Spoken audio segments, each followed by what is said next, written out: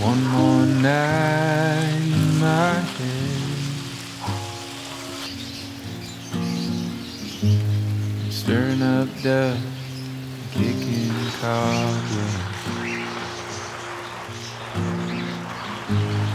looking for a light I've never known. Hi guys, it's a beautiful day once again and welcome back to Dexter's World Channel.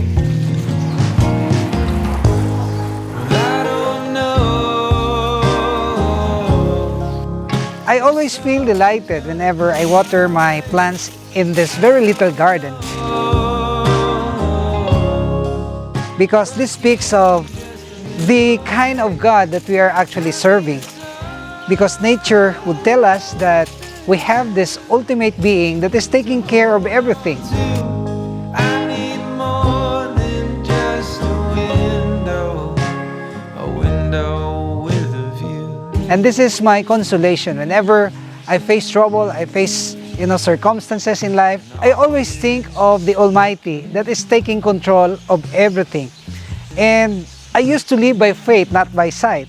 So whenever things go wrong and I don't have control about it, I always say deep in my soul that God is in control.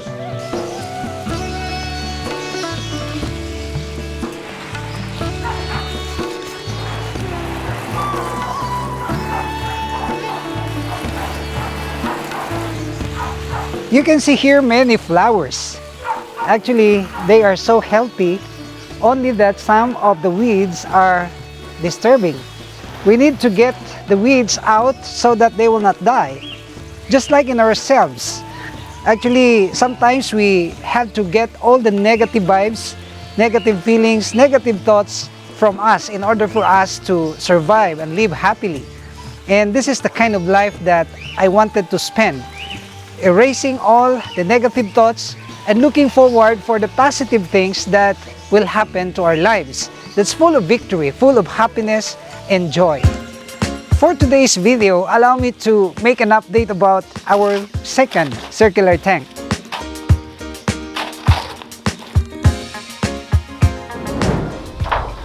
In our last video, we made mention about the transfer of our goldfish in the first tank.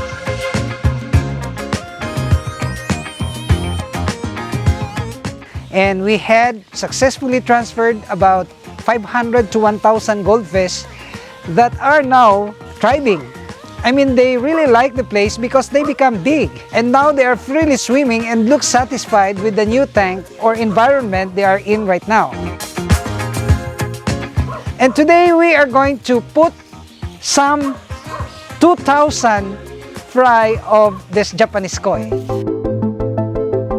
Early this morning, I discovered that some of this koi needs sunlight. That's why I decided to cut the tree that's located beside the tank, because I wanted to increase the temperature and I wanted that the sunlight could penetrate in our tank so that the digestive system of our baby kois will improve.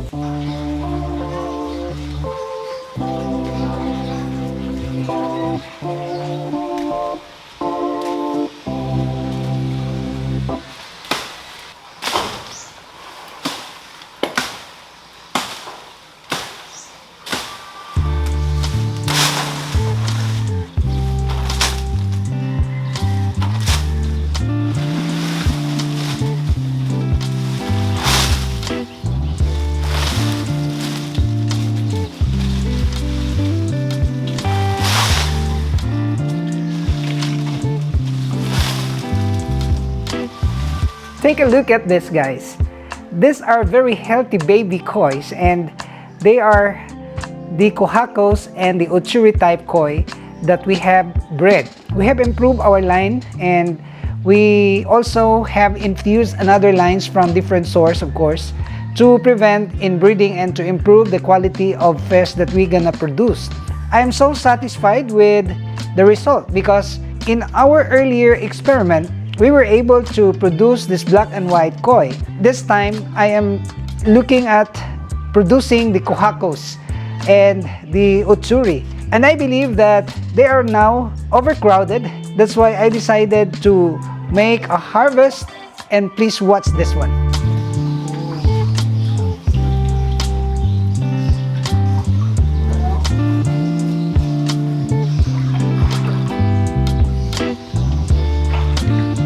So using this net, I think we can make a good catch. And one tip that I can show you, if you're gonna raise this baby koi from day one, they have to be fed with sufficient amount of food, the live food.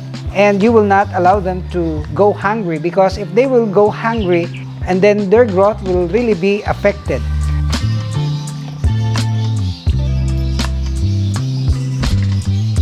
And as you can see here, they don't have uniform sizes. Some of them are already big, some are small.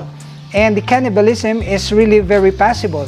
But if you are going to feed them regularly, that they will not become hungry, then cannibalism will not occur.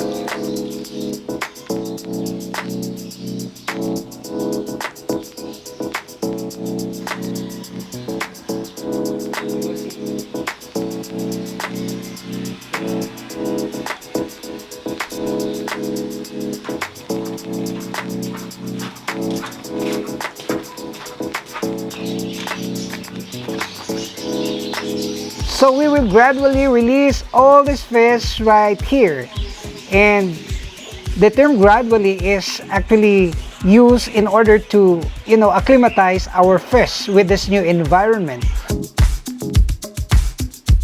We cannot just release this at one time. We have to be careful about this, because if the temperature is not that the same, then it will really affect our fish. They might not die right there and then, but it will really affect their health. So we have to release this very carefully and very slowly. We have to be patient about this, because this is a delicate and very sensitive task.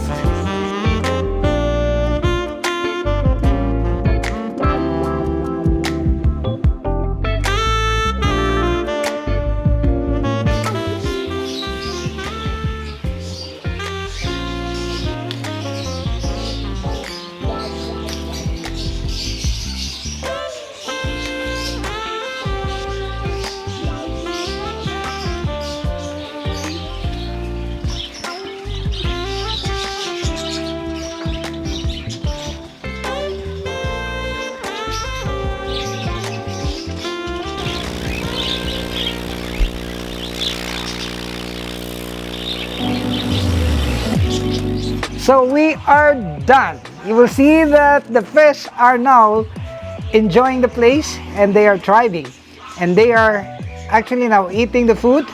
And this is a good indication, since they are swimming at the bottom of this tank. This will tell us that they are actually under A1 condition. I mean, they're not affected with the new environment. They really love it. They like it.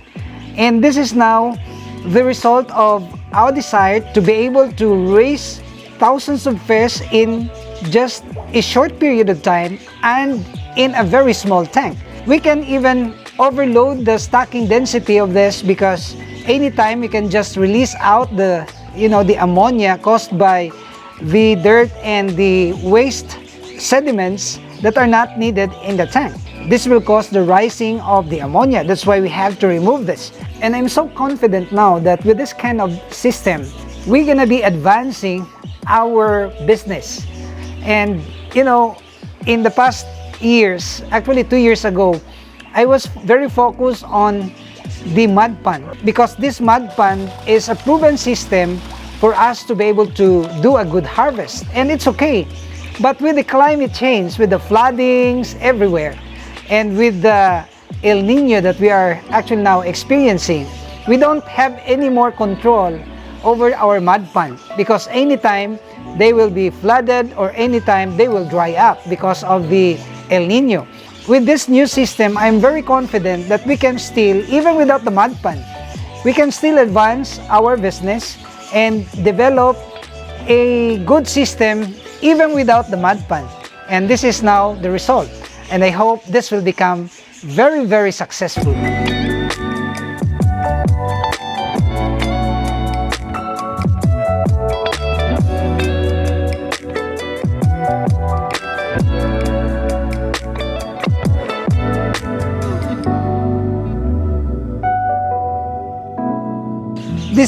here had also been affected by the flood. That was how many months ago? But the circular tank that we are developing here is very high that I believe this will not anymore reach by the flood. And in our next videos, we're gonna be completing the third and fourth tank for our catfish. And I hope that we can develop also the RAS system and be able also to infuse the aquaponic system in order for us to have our natural vegetables grown in system of aquaponics through our fish. So that's all that we can share. I hope that you will continue to like and share our videos. And shout out to the members of the channel. Thank you for your support. And also for those ones who are not subscribed, I invite you to please subscribe because we are uploading informative, regular, and very exciting videos only here at Dexter's World.